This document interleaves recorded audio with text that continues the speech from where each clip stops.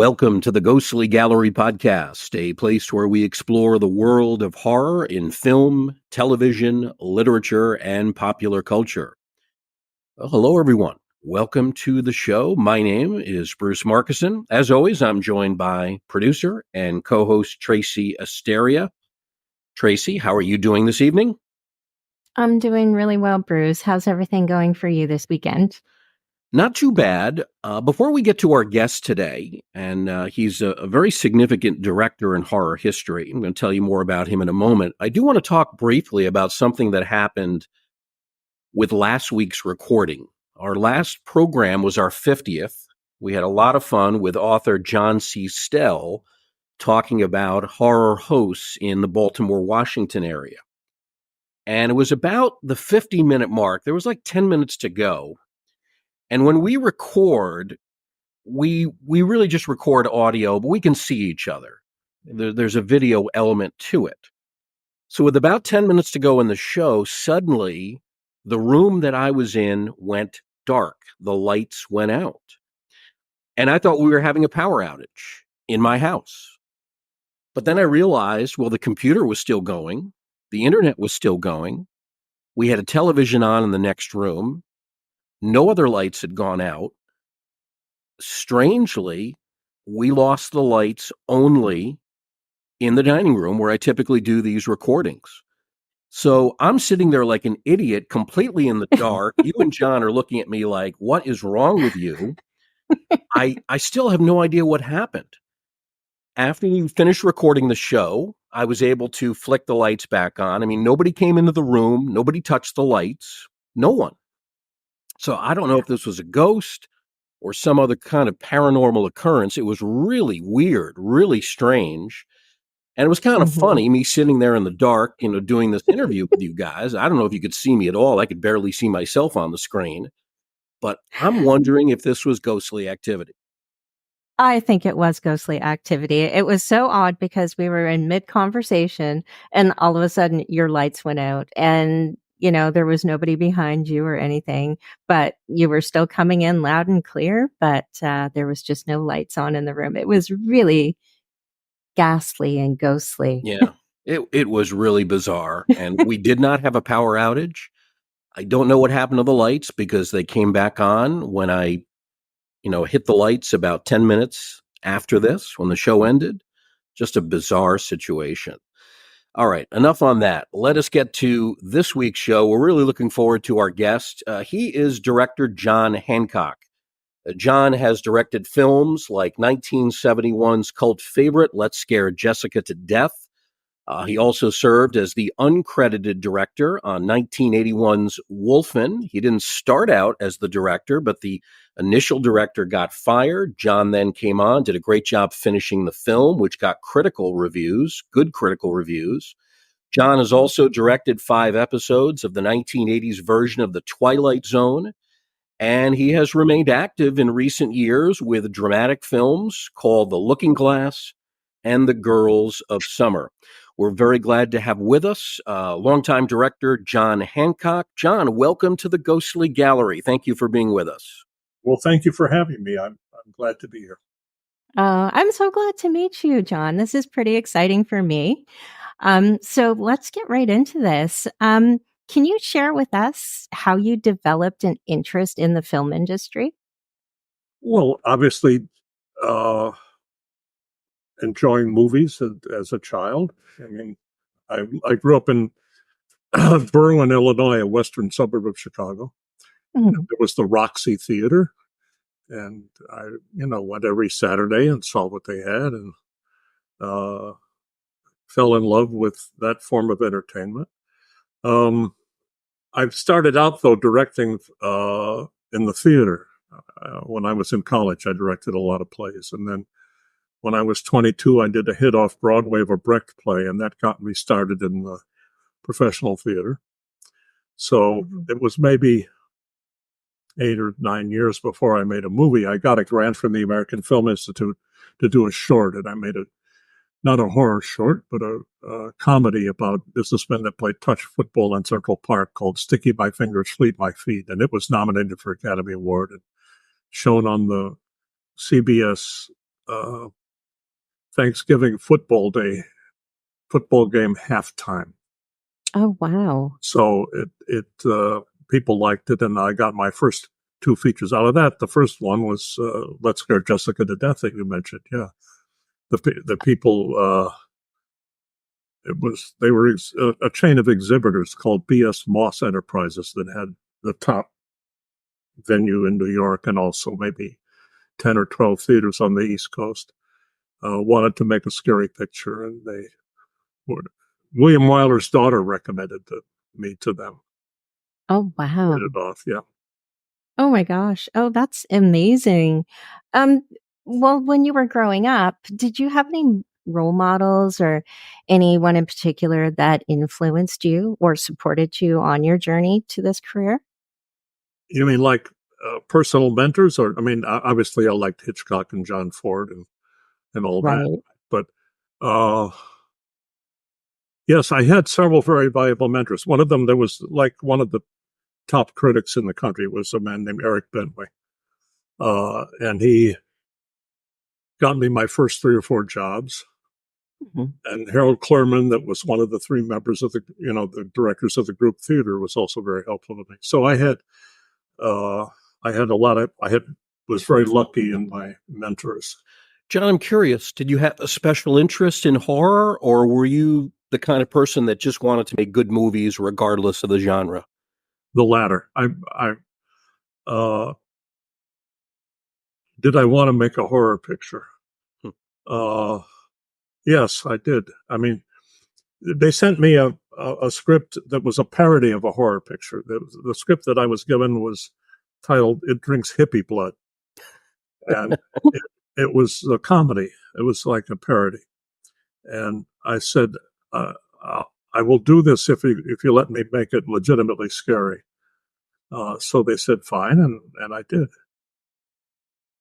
And you changed I've the also title. I made later in life. I made another what could be titled as a horror picture, which is suspended animation about. Oh, we set out to do deliverance on snowmobiles. Wow. But then my wife, with her warped sensibility, she wrote a lot of my movies, um, came up with some cannibal sisters that were eating snowmobilers. So that's suspended animation. Well, John, let's begin with your first feature film, which you mentioned. Came out August of 1971, Let's Scare Jessica to Death. Uh, Both Tracy and I rewatched it this weekend in anticipation of doing this. I've seen it several times before, but I really tried to study it this time to be better prepared for you. For those who haven't seen the movie or maybe don't remember it, here's the main plot. A young woman has just come out of a psychiatric facility. She, her husband, and a friend then move into this remote farmhouse that they have just purchased. They find out that the people living in the nearby town are not really all that friendly. And much to their surprise, they discover that a young hippie girl named Emily is living in the house. She's squatting at the house. And rather graciously, they allow her to stay. And this is mostly Jessica's doing because Jessica, despite her problems and having to go into a facility, she's a very kind person. She wants to give this girl a chance to sort of get on her feet. And then really weird things start happening after that. For example, when Jessica goes swimming, I think it might be the next day, it's in a nearby lake. She sees a body just beneath the surface of the water. She starts to have other visions, and she's starting to wonder whether this is a continuation of her past mental problems or if these visions that she's having are actually real and something that she should definitely be concerned about. So let's talk more, John, about how you came up with the idea for this film and this story. It's very creative. How'd you do it? Well, the script that I was given involved, I think, 2 or 3 uh, couples from New York going out into the countryside. So I thought, well, a lot of scariness has to do with loneliness, and comedy is often you double the number of characters, right? But for scary, 2 people Mhm. dilutes it. So, at least to me. So that's one change I made. I was also influenced with the mental just out of the loony bin by a wonderful Robert Wise picture, The Haunting. Mm. Julie Harris picture, right? Oh, yeah. So that was an influence. I had been very scared by Henry James' book and the film treatment of it called The Turn of the Screw, where you don't know whether the evil is in the central character's mind or not. And so in other words, I stole for Robert Wise and Henry James and came up with this.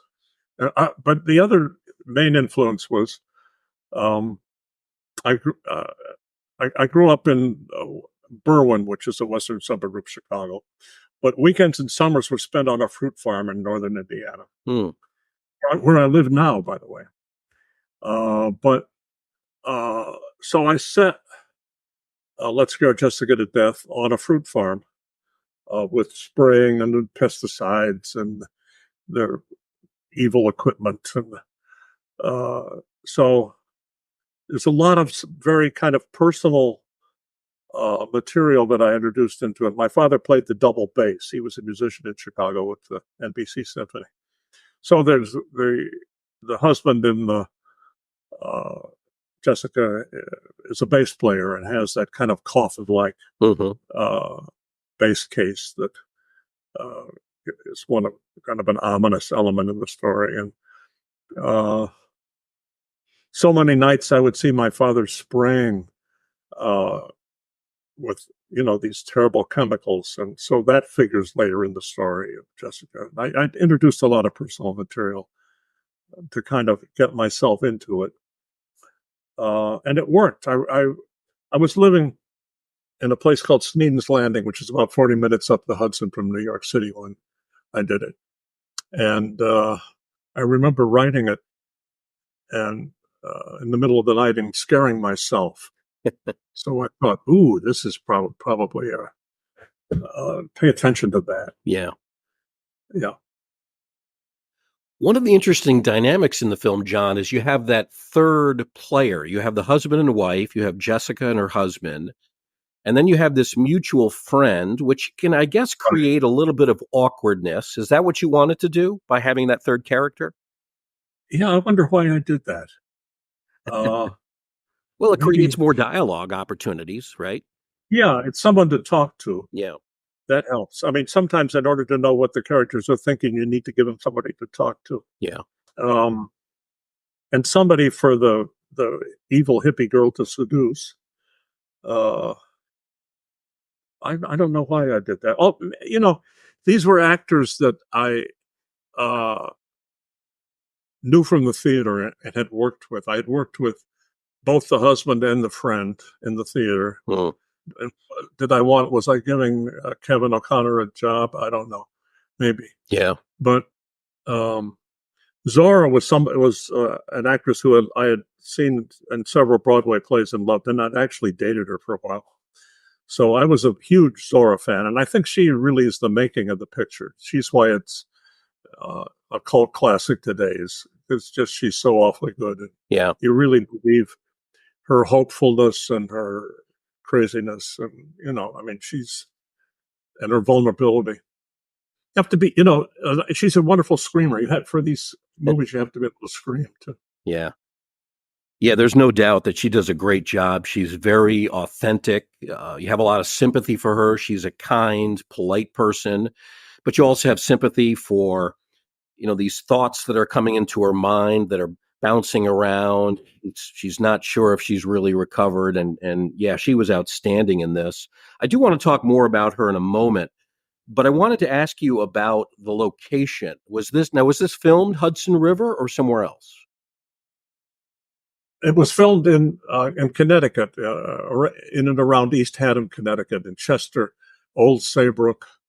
We found an apple farm and that very scary looking house. And the production manager, Bill Bottolato, who became probably my best friend, is best male friend, is had a weekend place there. He was making commercials as a producer in New York, and so he said, "Come up and we'll scout around my weekend house," and we did, and it looked good to me. Yeah. Uh, I think it adds a lot of grittiness and reality. These are obviously not sound stages. right. This is a small town. This is a rural area. And I think it really, The isolation of that. yeah. You mentioned Zora and her performance. Zora Lampert plays Jessica, does an outstanding job in this movie. Have you kept in touch with her over the years? I have not intensely, but yeah, I speak to her occasionally. We exchange Facebook messages and that kind of thing. Yeah. Yeah. She's retired now or still does performances from time to time? I think she's probably retired now. Okay. I think she's had. Did she break her pelvis or something recently? I don't know. She said maybe had some health problems recently. We're not young, any of us anymore. That is true. That is true.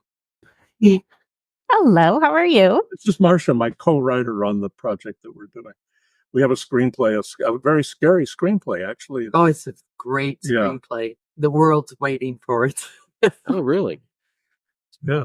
And what is Marcia's last name? Brodhacker, Brodhacker. Very good. Now, Well, people that's are not going to be able exciting. to see this because we're just recording the audio, but we do want to let Oh, people you don't need to say that. Marcia You don't need into the background. No. I'm a ghost writer. Okay. Yeah. So, yeah, I just wanted to go back to the cast. I think that everyone that you selected was amazing. I really enjoyed Mary Claire's performance Yeah. as Emily. Wow, like she totally blew me away. I thought she was phenomenal in that role. And she just has that look, and I thought she was perfect for it. College roommate said, "If you think that's not your mother, you're crazy." It had never occurred to me. I guess a redhead. My mother was somewhat of a redhead, or my mother was a real redhead, and maybe Mary Claire saw. But I can see it in retrospect. It did not occur to me at the time. I met her. She was helping cast a Broadway play that I did with Jean Arthur, and so I met her in casting, and I liked her. I liked her as a person. Yeah. Right. Oh, wow. So I thought you cast as a nice, warm person as the villain. I think it worked out really well. She was perfect. I think she nailed that absolutely. And do you still stay in touch with her as well? No, I haven't. Not for many years. I think the last time I saw her, she and her husband came over to her. I was living with Lindsay Wagner in a beach house in Malibu in 1973 or something like that. And I think Mary Claire and her husband. She was married to Alan Arbus, that played a lot of crazy villains, and who was the husband of Diane Arbus, who photographed freaks. And so there's a. And he was Dr. Sidney Friedman on MASH, right? Was he? Maybe, I don't know. Yeah, that's the same actor I'm thinking of. I didn't watch the television series. But, okay. Yeah, probably. I mean, he was a working actor. Yeah. Oh my gosh. Oh, wow. Yeah. One other actress who's in this movie, and she doesn't really have any lines. She's not able to speak, and her character, I guess, is either a ghost or a vampire from many years before. And that's a very young Gretchen Corbett, who went on to quite a significant career. Yeah. Yes, I liked her. I thought she was wonderful. I didn't really understand the character. And I've been left to my own devices, might have left her out of the movie, but the producers, the Mosses, father and son, both named Charlie Moss, wanted her, and I respected them. Mm-hmm. And why did I respect them? Often producers do not make a huge contribution to a movie, but they were exhibitors too. So I felt they had real knowledge of audiences. A lot of people in the movie business just go to screenings and they don't really know audiences all that well. But the Mosses did. So they were able to say, oh, in this scene, this is when they'll go get candy in the lobby. Or have a seance, because why? Oh, because people will like it. So I listened to them and I kept that girl. Even though I didn't understand her function in the story. That It's interesting, John. When the movie first came out, reviews were mixed. Some were very positive, others were a little bit harsher. But two of the most respected people in the genre really came out in praise of this film. One of them is a guy that, boy, I wish I had met him, the creator of The Twilight Zone, Rod Serling. So he called this movie, Let's Scare Jessica to Death, one of the most frightening movies I've seen. He said he watched part of it through his fingers. He was so scared. He said every now and then I'd open up one eye and take a look. So oh, when you really? hear that kind of commentary from a respected legend like Rod Serling, when you heard that for the first time, what did you think? Well, I didn't hear about the fingers, but I was I was so pleased. I mean, to me, why was the Twilight Zone so good? It's because Rod, he was serious about the darkness. I mean, he wasn't playing. I mean, he really, it wasn't just entertainment. He had a dark mission, at least in his mind. And that's the kind of the way I approached Jessica. I was so pleased that he liked it. The other person whose praise was very gratifying was Stephen King, who said it was one of the 5 scariest pictures he ever saw. So these are meaningful endorsements to me. Yeah. Did you ever meet Serling or have you met Stephen King? No, neither one. No. Okay. I did some Twilight Zones, but it was Serling. It was long dead, and it was the revival of the Twilight. Phil DeGuerre was the executive producer of the Twilight Zones that I did. Yeah. Well, so you just can't get better endorsements than Serling and King. I mean, that's top of the line. Let's talk a little bit about a later movie that you worked on, at least for a little while, and that was Jaws 2. Came out in 1978, 3 years after the classic original. And then a problem arose when you had a producer and a TV exec, or not a TV, but a studio executive disagreed on how a scene should be played out. Now, one of them was married to Lorraine Gary and wanted her more actively involved in a rescue scene. And the other guy said, no way, over my dead body. So you've got two guys telling you the opposite. And this essentially caught you in the middle, right? That's what happened? Yes, that was perhaps the most intense example of a long-term kind of power battle between Dick Zanuck and Sid Sheinberg. But yeah, that was where it really heated up. I think also they quarreled about who should do the shark. The shark was in both Jaws 1 and 2 was designed and engineered by a famous old special effects guy named Bob Mackie. Mm. And the shark had never worked in the first picture. It worked several days, and they managed to get what they needed in those days. But it was not a successful shark if you're trying to make an orderly. I mean, the first picture doubled its shooting schedule, tripled its budget, so, and a lot of it was shark problems. So I know Zanuck and I didn't want to employ Bob Mackie again. Let's get somebody that can build a shark that works. But Sheinberg's view, and it was hard to argue with it to some degree. The picture was a big hit, guys. I mean, and it worked well enough. Mm-hmm. So, but Mackie, instead of just trying to make the shark from the first picture work dependably, got ambitious and wanted to be able to do it much more and have it dive and weave. And he wanted to have a much more eloquent and effective shark, and was never really able to make it work again. So part of the reason I was fired because I got caught between those two guys, and but there was also always shark problem. Before we went off on location, Zanuck gathered everybody in his office and said, "Now, if anybody sees a serious problem, speak up, right? And this is the time to blow the whistle." But of course, it was too late to blow the whistle because we were booked on.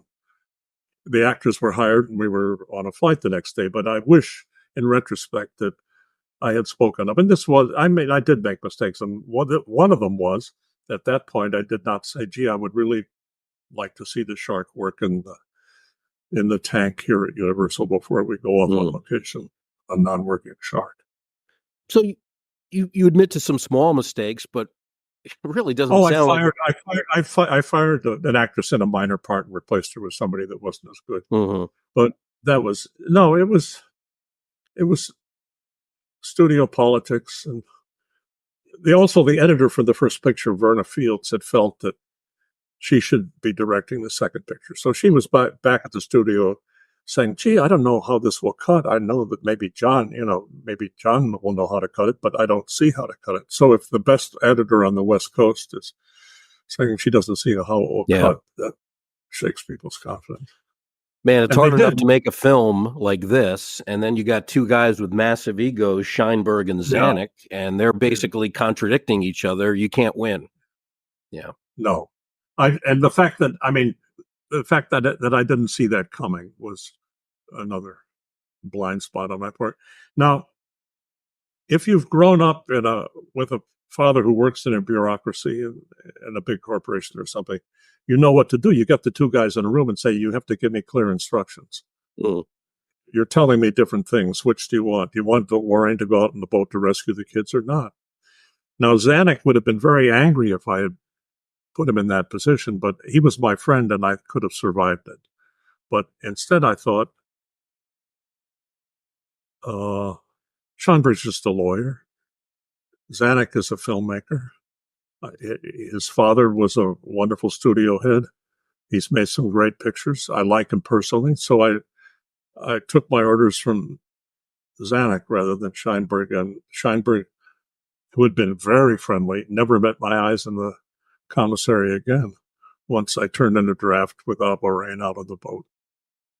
You did, John, have a little bit of a chance to work with one of my favorite actors. I have to ask, what was it like working with the great Roy Scheider? I liked Roy. We got along very well. Am I a fan to the degree that you are? No. But I loved him in all that jazz, and I liked him in Jaws too. I mean, not Jaws 2, but Jaws as well. But Dorothy, my wife, had done a picture with him too. She was in Clute with him, so she knew him. Yeah, he played a pimp in Clute, and Dorothy played a prostitute. Yeah. He seemed like a really intense guy. Is that accurate? Yes, he was. Yeah. Yes. Yeah. Yeah. He'd been a fat boy and had lost, 60, 80 pounds. So that tight, driven personality was he fun? He wasn't fun. Yeah. So you go through a situation here, very difficult, where you essentially lose your job midway through the filmmaking process. But then comes a reversal of that. Just a couple of years later, you have Wolfen. Yeah. So Wolfen, it's one of those three films that came out the same year.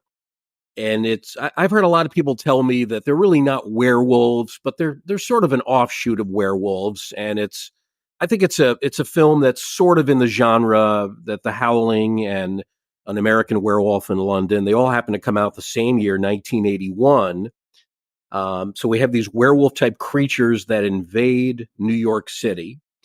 The initial director was a guy named Michael Wadley, and then he ends up getting fired. Why was that? Well, he completed largely, I mean, 90% completed principal photography. But he cut on the picture for 8 months, 11 months, I don't know, and had a 4-hour version with hundreds of shot missing banners in it, so that they couldn't screen it. I mean, interest was running at 22%, and Orion was facing disgrace in the business with an unscreenable thing that they had spent much too much money on, and was continuing to move into huge overages with the interest on the loans. So, much too late, in my views, they pulled the plug. I mean, Mike Wadley had done the Woodstock picture. He had supervised the 12 cameramen, and he edited Woodstock, which was a whole different thing than doing a scary picture with stars in New York City. Instead of just trying to make an effective picture, he tried to make a statement about ecology. He did not use creatures. He used wolves. He wanted to do it with wolves. The book was a very, very scary, effective book that was dealing with some kind of a half human, 30% human, 70% wolf.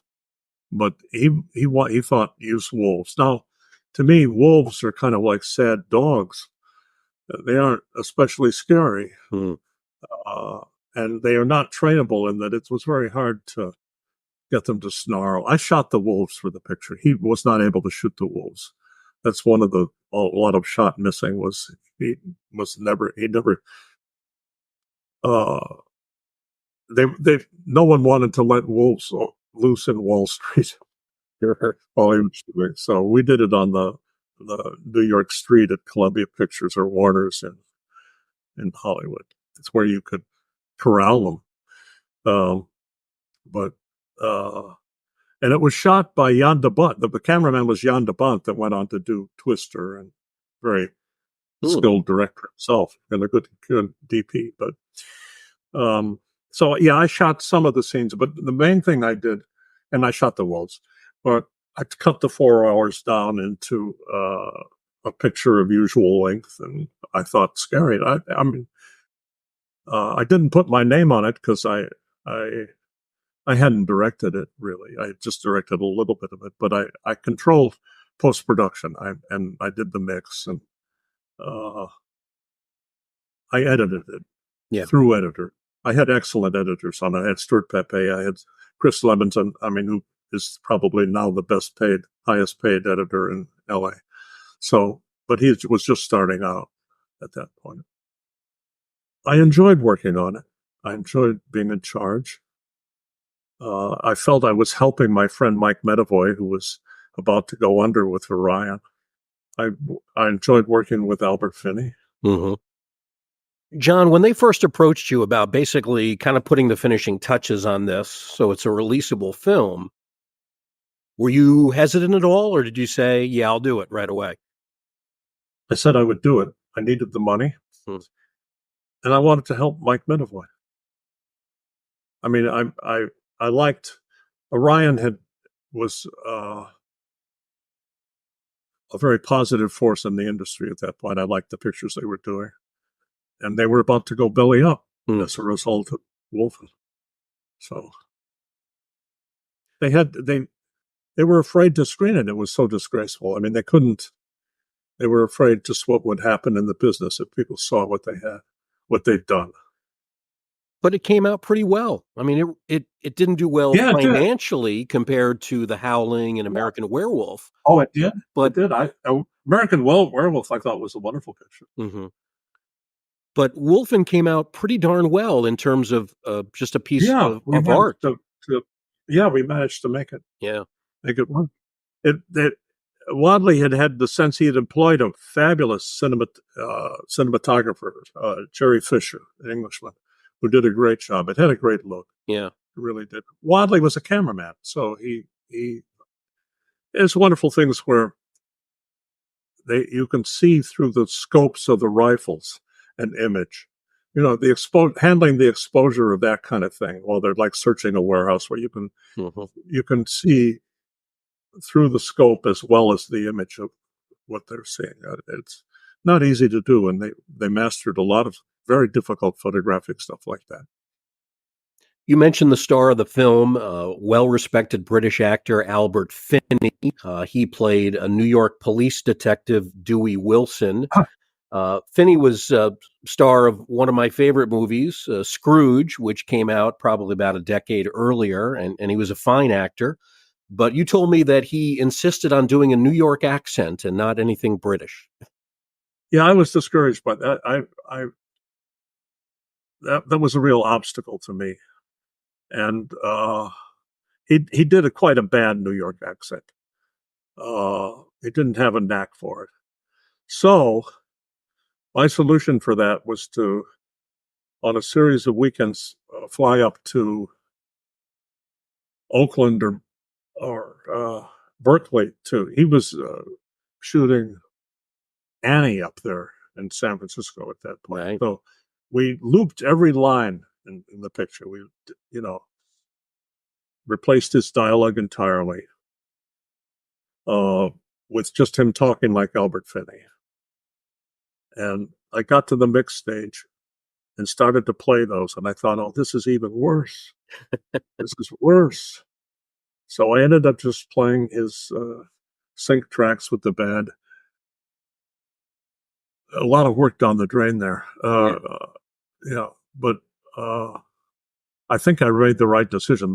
I wasn't happy with the loop tracks. He wasn't good at that either. In some way, he wasn't able to put his heart in it. Mm. Yeah. John, I'm curious about another actor, and he's somewhat forgotten now, tragically because he died at such a young age. But Gregory Hines, I always thought was a terrific performer, both in theater and in films. What was it like working with him? Oh, he had such sparkle and charm. He was wonderful. Yeah. Who was the actor? I mean, they go to a zoo or something and talk to wolf experts. Who is tall, thin guy who he was in Manhunter? Didn't he play? Oh, yes. Tom Noonan. Tom Noonan. Yeah. Yeah. I liked him. Yeah. Yeah, he's a really good actor. He's great at playing those creepy roles just because of the way he looks and speaks. One of the things that struck me constantly in the editing room in Wolfen was the difficulty of doing a winter picture. You can just see the crew wants to go home. They're cold a little bit, and I've done several winter pictures, and it was kind of a lesson to me that you need to really gear up. I think On the Waterfront, it's one of the greatest pictures ever made, but it's a winter picture shot in New York, and you can see that people got cold. Mm-hmm. And thick down is the key unless it gets wet, and then you're in a tragic circumstance. Yeah. I did a picture of weeds where shooting in the winter where my thick down got wet, and it was not a very unhappy night. Yeah. Do actors complain about that kind of thing to you? Oh, sure. Yeah. My God. Yeah. Well, I did a Christmas picture, Prancer, about a little girl and a reindeer, and we made the mistake of establishing her in certain scenes without mittens. And we'd shot quite a bit of her without mittens. And then there were days when her hands were aching so much from the cold that she would cry and cry. And we were very sorry that we had established her with mittens. So, John, after you're able to salvage Wolfen by coming in at the last minute, you then go on to do some work in not the original Twilight Zone, but the remake of the 1980s. You did 5 episodes. How'd you enjoy that? I did. I liked to work, and I liked Phil Daguerre, who was the executive producer, and Harvey Frand, that was the producer, and I liked Brad, the cameraman. I had wonderful ADs, two really fabulous ADs. One of them I played on Weeds. They didn't interfere with you. They let you cast who you want. They were fun shows to work on. A well-run series.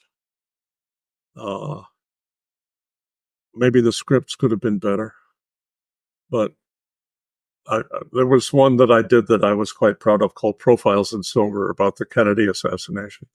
Yeah, that people really liked, and I liked too. John, the primary focus of our show is it's horror and a little bit of sci-fi, but I do want to ask you about 2 other productions that you've done, non-horror, but I think they're worth talking about. And one of them certainly fits into my other area of interest, which is baseball. People know I'm a big baseball fan, baseball writer. So you directed one of the best baseball movies that ever came out, 1974, Bang the Drum Slowly.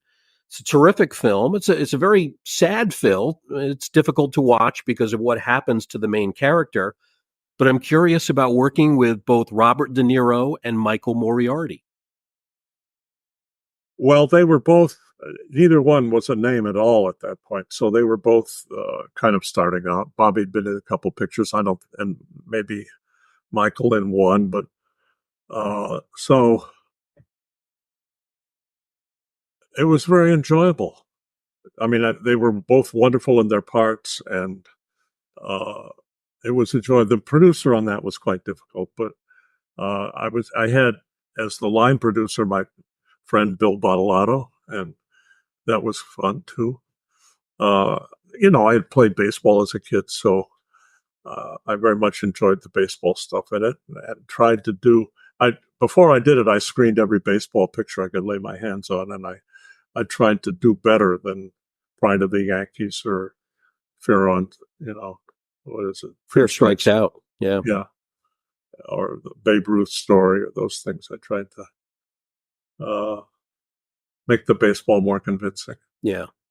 I can't remember, was it filmed at Shea Stadium or Yankee Stadium? Both. Both. We went back and forth. Whichever one was out of town, we went and filmed there. Yeah. Another great actor in that was Vincent Gardenia, right? Yes, and I think he was nominated. Yeah. Yeah. Yeah, it's a terrific movie. It's still one of the best baseball films ever made, Bang the Drum Slowly. And then your most recent production is a drama that came out in 2020. It's called The Girls of Summer. Tell us a little bit about that. Well, it's about the drummer in a country girls band. I was teaching at Second City. I was teaching directing at Second City in Chicago. And my students kept using an actress in the little exercises for class named Tori Titmus. And I thought, gee, this girl is really good. I want to work with her. So I approached her, and she wrote the script and played the lead. And I did it because I liked her and believed in her, and still do. I wanted to do something with music. I also had read a poem. It's a long narrative poem by Pushkin called Eugene Onegin. They made an opera out of it, and I think a rather good film with Liv Tyler and Ralph Fiennes. But an innocent girl gets involved with a kind of socially prominent guy, falls in love with him, tells him that she loves him, and he says thanks, but no thanks. Time passes. She marries somebody famous. He wants her back. And she still loves him, but she won't, refuses to leave her husband to go off with him. So I thought, gee, that's an awfully good story. So Tori and I kind of used that as the basis for The Girls of Summer. We had a good time doing it. I mean, I love to work with music, and I've been shooting things around where I live in Northwest Indiana. So we shot on a local sod farm. Usually I use my own farm with its apple orchards and things, but this one I shot on a sod farm. Oh my gosh, that sounds like a really great movie. I will add that to my watch list. Right. I have one more question for you, John. If you were to do another project, is there anybody that you would really love to have work with you? If you could have anybody? Well, sure. I have a new project, new screenplay that I wrote with Marcia Broadhacker, called A Love Story, and it's about a New York detective who falls in love with a female serial killer. And who would I want in it? Well, Mark Ruffalo or Scarlett Johansson, or any number of people could do a really good job of it. Those would be two very good ones. Oh, wow. They would be excellent. Yeah.